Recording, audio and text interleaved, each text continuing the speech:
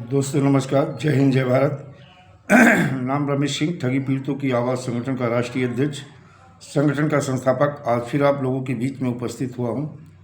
दोस्तों एक खबर है, खबर तो कई हैं, जैसे सहारा इंडिया को लेकर के ईडी की एक बड़ी कार्रवाई सहारा के ऊपर हुई है। वहीं देखा जाए ईडी ने कल्पतरू समूह के एजेंटों से नए सिर से करेगी पूछताछ। नए सिर से पूछताछ करने की भी प्लानिंग चल रही है। देखा जाए निवेशकों से ठगी के मामले में परिवर्तन निदेशालय ईडी कल्पतरू समूह से जुड़े रहे कुछ एजेंटों से नए सिरे से पूछताछ करेगा। इसमें खासकर उन संपत्तियों के बारे में जानकारी जुटाई जाएगी जिन्हें फर्जी दस्तावेज की मदद से बेचा जा चुका है। सूत्रों का कहना है कि ईडी ने ऐसे कुछ संपत्तियों के बारे में जानकारी जुटाई है जिन्हें जब्त किए जाने के लिए छानबीन की जा रही है। ईडी बीते कुछ वर्षों में बेची गई कल्पतरू समूह की संपत्तियों का पूरा ब्यौरा जुटा रहा है। निवेशकों की रकम हड़प कर भाग निकले साइंस सिटी संचालकों की संपत्तियों की तरह ईडी कल्पतरू की जब्त संपत्तियों को भी नीलाम करने की प्रक्रिया शुरू करने की तैयारी कर रहा है। ईडी अब तक कल्पतरू समूह व उनके सहयोगियों की 113 करोड़ रुपए की संपत्ति जब्त कर चुका है। इसमें से अहमदाबाद व कन्नौज स्थित 6.17 करोड़ रुपए की संपत्ति पिछले माह जब्त की गई थी। ईडी कुछ बेनामी संपत्तियों को लेकर भी छानबीन कर रहा है। ED Kalpataru Viltech corporation limited के विरुद्ध मनी लॉन्ड्रिंग एक्ट के तहत केस दर्ज कर रहा है। निवेशकों की 681 करोड़ से अधिक रकम हड़पने का मामला ईडी अब तक जब्त कर चुका है, 111 करोड़ रुपए की संपत्तियां। वहीं देखा जाए कि ED the Loni urban multi state credit cooperative society के कुछ एजेंटों से भी पूछताछ कर सकती है और कुछ एजेंटों को बुलाया है, पूछताछ भी किया है।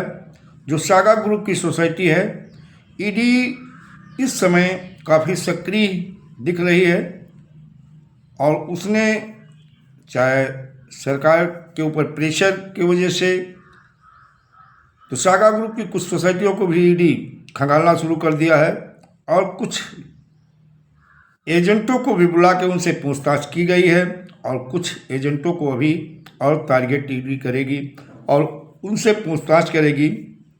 अभी बहुत सारी चीज़ें, चाहे वो the Loni urban multi state credit cooperative society का मामला हो, हुमन हो, ELJCC हो, स्वर्णेश्वर क्रेडिट कोऑपरेटिव सोसाइटी हो, श्री विवेकानंद हो, यशोदीप हो,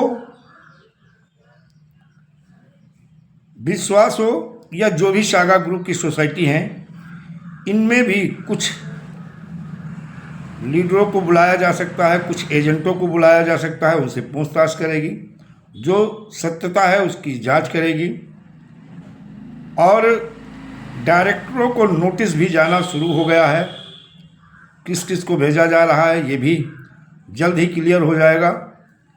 और साथ में कुछ और चिटफंड कंपनी और क्रेडिट कोऑपरेटिव सोसाइटी है जिनके खिलाफ ईडी पूरी तरह से नोटिस भेजना और उनको बुलाना, उनसे पूछताछ करने का कार्यक्रम शुरू किया है।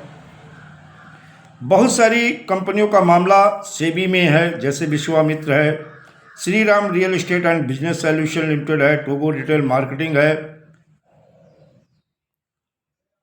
साई प्रकाश प्रॉपर्टी डेवलपमेंट लिमिटेड है। इस तरह से बहुत सारी ऐसी कंपनियां हैं और सोसाइटी हैं जिनका मामला, जिनका पैसा, चाहे आदर्श क्रेडिट कोऑपरेटिव सोसाइटी हो, चाहे आपका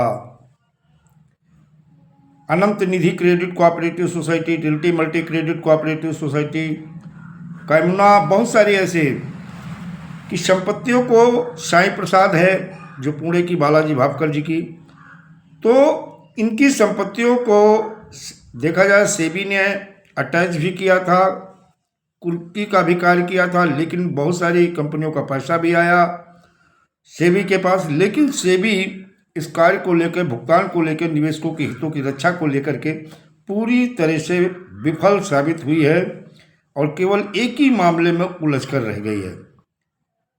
और जब उनसे बात की जाती है तो वो लोग बहाना करते हैं, क्या PACL इंडिया का मामला रहा हो, बहाना करते हैं कि आप वहाँ सेबी अम्ब्रेला से बात करो, वहाँ बात करो। लेकिन ये सब बहानेबाजी अब नहीं चलेगी।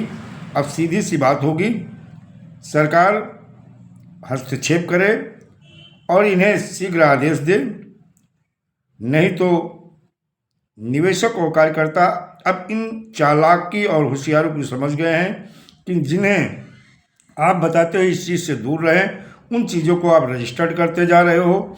आप कहते हो लुभानी योजना से बचें, और लुभानी योजना चलाने के लिए आप सोसाइटी और कंपनियों को लगातार रजिस्टर्ड कर रहे हो, अपना खजाना भर रहे हो, और जनता को लुटवाने का काम बंद करे सरकार और इनकी अथॉरिटी। अन्यथा आने वाले समय में यही आम नागरिक कहीं ना कहीं सरकार के चुनाव में सरकार के गले की हड्डी बन जाएगी। जैसे पहले भी झारखंड में सरकार को दिखा दिया था कि अगर निवेशकों की हितों की रक्षा से आपने खिलवाड़ किया तो आपको सत्ता से बाहर कर दिया जाएगा, बाहर का रास्ता दिखाया जाएगा। उसी तरह से अब बिहार की बारी है, बिहार में भी ये चीज़ें दिखने शुरू होंगी। और अगर सरकार ने अतिशीघ्र इन समस्याओं का समाधान जल्दी करना शुरू किया तो सरकार का भी हित है, निवेशकों का भी हित है। अन्यथा यही निवेशक और कार्यकर्ता कहीं ना कहीं सत्ता परिवर्तन की तरफ बढ़ेंगे, दुनिया की कोई ताकत नहीं रोक पाएगी। दोस्तों, जय हिंद, जय भारत, वंदे मातरम।